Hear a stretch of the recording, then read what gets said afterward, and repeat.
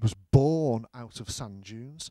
It's where golf was invented. The traditional, what they call links courses of eastern Scotland, and traditionally these courses worked with the sand dune topography.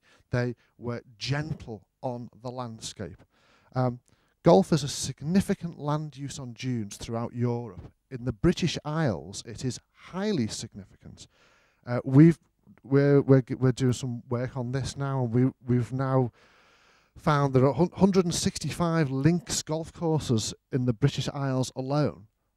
That's probably put together, that's more than the national nature reserves that we have in Britain. So golf as a resource is very important on dunes.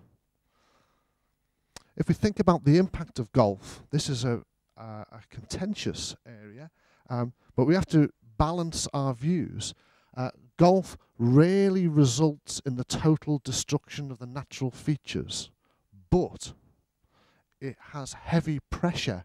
The modern game has heavy pressure on the landscape. The modification of vegetation communities, the abstraction of water is particularly a problem in southern Europe. Golf as an industry also has a big challenge because it's a static view. Players play from the tee to the green, from the tee to the green, and they like their course to stay unaltered. How that then responds to changing coasts, to the adaptation in a dynamic environment is a big problem.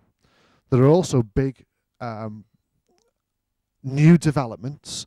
If anyone recognises this nice chap here, Donald Trump, we've been doing a lot of work against him in Britain, who's developing a brand new golf course up in Scotland, a $1 billion development, and that goes on all through Europe.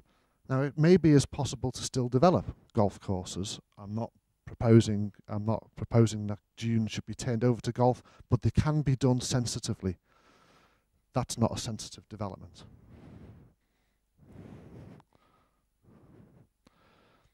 Now then, particularly in the Mediterranean area, recreation and tourism pressures are massive in coastal areas, and they're particularly acute on coastal dune areas. What we can see is that these pressures can affect the sand dune vegetation. We can see a site here which has been denuded of vegetation because of recreation and tourism pressures. This can lead to biodiversity problems, also coast defence and flood protection issues as well. Then the responses to that type of damage, where there's recreation damage, where there's coast protection issues, sea defence issues, loss of biodiversity, can often be the stabilisation and some kind of restoration. Now there's a problem here as well, because what are we restoring it to? Do we really understand? What we can see is that these schemes can often lead to a reduction in diversity and changes in vegetation communities. And then there's all kinds of geomorphological issues to do with coastal dunes as well. Are these dunes operating as healthy dunes? Sand extraction is still going on. Some of this is licensed by governments, and the minerals can be strategically important as a national resource. But also sand extraction goes on informally and illegally throughout dunes in Europe. So again, there are geomorphological issues. Sea level rise, relative sea level rise, and increased storminess. A big issue. It's a big issue for people like in golf. We have an expression in English, say, called it's the elephant in the room. It's there, it's big, but no one wants to talk about it. Okay. As far as dunes go, there's a very interesting question here, because how dunes respond to increased storminess and sea level rise is still in question. There could be we think that there's probably negative impacts for dunes, but now there's an increasingly critical voice which says, hang on a minute, there may actually be reworking of some sediments, and we need space in the coastal zone for these systems to respond, and maybe there'll be some we need to create space for a beneficial response. But that's a big question. An issue again for coastal dunes is the nature conservation and other statutory protection. Do these measures that we have in place really work? Do they provide a sustainable framework for coastal dune management? Or do they create legal straitjackets? You can't move. Are we creating legal constraints in our coastal systems that are not fit for purpose in a changing landscape? Nitrogen deposition is an issue for sand dunes and is attracting a lot of research attention at the moment. Many PhDs on the go. The issue here is that the nitrogen, atmospheric nitrogen, is being deposited on sand dune sites, but the sources of that atmospheric nitrogen are outside the sites and sometimes outside the country. And so that requires political pressure to maintain our dune systems in good quality. Here's just an example of atmospheric nitrogen deposition if you're not familiar with it. This was a site in Denmark in 1991, and you see 10 years later the change in vegetation through the effects of nitrogen deposition. It is very significant.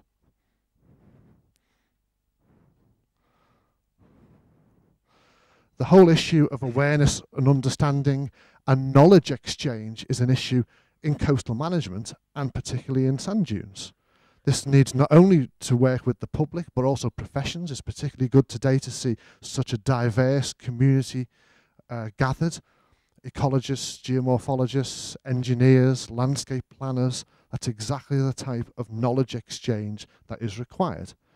But this needs to work both at a formal education level, at an informal education level, and it needs to be informed by research, and research needs to be informed by this knowledge exchange process. So there's an outline of the pressures and issues on coastal dunes. If we return to think about the values of dunes, we remember that the EU we value and the EU values sand dunes, and that's expressed in the Habitats Directive. Now, through the Habitats Directive, there's an obligation for each member state to report on the condition of the habitats and species. And this is something called Article 17. There's an obligation to report on the conservation status of selected habitats and species of European interest through something called Article 17. So if we have a look at this and we ask ourselves the question, just how well are things going? Now, if we look at everything, all habitats and species of European interest, not just dunes, all habitats and species, how well are we doing? Not very well. Less than 50% of species and habitats are in favourable condition, are green.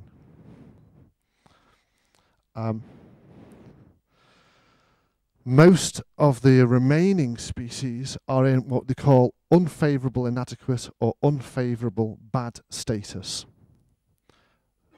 Not good news. Worse news is that sand dunes are particularly picked out as being in unfavourable, bad, red condition. This is not good news. So, if we let's just go back to this biogeographical approach and look at these 5 regions, thinking about the condition of dunes across Europe. If we take the continental dunes in the Baltic, and then look at the Atlantic dunes down here, the Mediterranean dunes as a whole, and the Micronesian system, the 1, 2, 3, 4, and then the boreal, 5 different biogeographical regions. Let's see how well those dunes are doing in those areas. Now, there's a lot of data there. Don't worry. These are the 21 habitats that the EU, in dunes, that the EU recognise as being of European importance. 21 different habitats. These are the 5 biogeographical regions: Atlantic, boreal, continental, Micronesian, Mediterranean. What you need to get from this slide is that it is covered in orange and red. Orange and red everywhere, apart from one green. These are overall assessments for the condition of our dune habitats across Europe. That's extremely worrying. So, what we can argue is that the present measures that we have to conserve dunes need to be strengthened. In other words, at the present, they are not fully effective. Sand dunes in Europe stand out amongst some other habitats as of European interest as a failing habitat. Now, that's my words, failing, but clearly they are. They're in unfavourable condition overall. Now, there are some good news stories in there, but overall they're in poor condition. So what's the action required? Well, to address all those issues requires a whole complicated raft of issues at any one locality. But overall, sustain the Natura 2000 network momentum. It's a good start and it's making progress under difficult circumstances. We're obliged, we need to achieve favourable condition for sand dunes. This is very ambitious considering the issues and uses, but it is our task to do that. To do that then, maybe an example like of this event today, we need to increase our networking and knowledge exchange activity, and the biogeographical region approach can really help. So an example of what can be done is, for instance, the sand dune and shingle network that we established in the United Kingdom. This has been running since 2006. It now has over 400 members. It's vibrant, it's active, and it's starting to deliver.